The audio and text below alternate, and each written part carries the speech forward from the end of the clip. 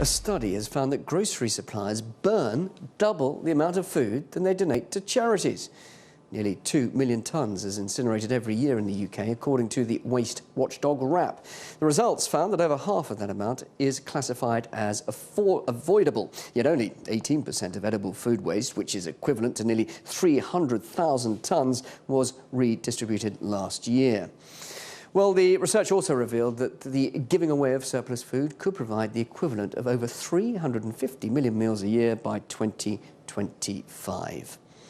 Well, one organisation that's decided to take the matter into their own hands is Coffee4Craig. It's a non-profit organisation set up to support the homeless community in memory of Craig White, who died on the streets of Cardiff. Well, joining me now is the co-founder of the organisation, Hendrix Lancaster. Hendrix, thanks a lot for joining us. So tell us a little bit more. It looks as if we can't see Hendrix just for the moment, so let's see if we can do this in a slightly different way. Hendrix, I can see you, you can hear me, I trust. Tell us more about your organisation and in what way your organisation is tackling food wastage.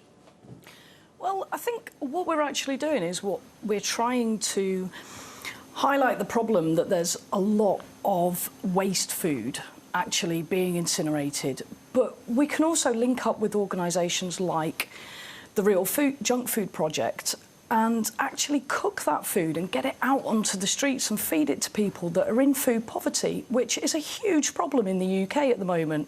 So essentially, although we're a homeless project and we are mainly about getting people from the streets into housing and supporting them at that level, if we're going to feed them, then why not use waste food that would normally go into incinerators? It's a very good point. So how do you get the cooperation to make sure that food doesn't go into incinerators and goes to you when you can then distribute it? How easy is that? What sort of cooperation do you get? Well, to be honest, what we do is we link up with the guys that know what they're doing the most, which is the Real Junk Food Project. And there's various other organisations, but they're the ones that we choose to partner with.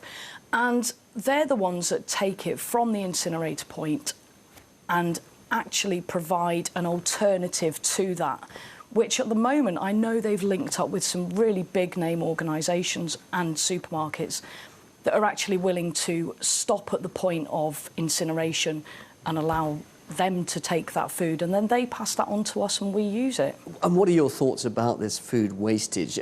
Clearly it's frustrating, but do you think actually supermarkets should be doing a better job? Are they to blame for this wastage? I think absolutely. I think they over-order. I think they over-exceed what they should be ordering. And I think they're allowing themselves too short guidelines. I mean, a lot of organisations, a lot of supermarkets are allowing only an hour window. If that hour window is not met, for example, all that food is sent into incineration. That's an absolutely disgusting waste. But of course, the irony is, though, that as a result of this wastage, the homeless do actually benefit. And that's exactly what you're capitalising on. How easy, I mean, I know you're talking about the Food Junk Project, but to make sure that the right people get that help that you can try and provide? Well, I think the best way of doing that is by allowing the supermarkets the legislation to be able to provide to organisations that know what they're doing. And I know you guys had Corinne on earlier on, and she is an absolute specialist in the field, and that's the important thing, allowing people that have got that expertise to take that food that would be incinerated and would be thrown away and put into landfills and ruin our planet. Well, don't you think allow them to deal with that? We see in France there's legislation to stop this. Why do you think we're not actually seeing laws here in this country to address the problem?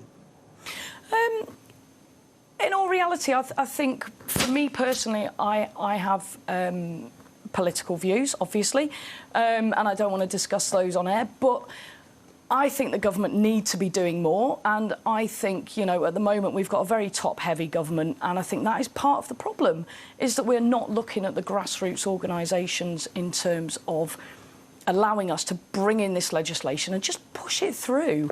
There's absolutely no reason why we can't be doing this safely and securely and getting that food out to people that are in poverty. You're totally free to air your political views on this programme, but what about the fact that 2025 is the date when there is a commitment to reduce food waste by a fifth? Is that really likely? And do you think that is the right initiative? I think it's a lot more likely if we vote in a Labour government, to be perfectly honest. If I can air my views, I think it's even more likely if we had a Green government. But with the Tory government that we've currently got, I'm not convinced that that's actually going to happen, if I'm honest. Hendrix, thank you very much indeed for joining us. Great to have your time here on RT UK. You're welcome. Thank you very much.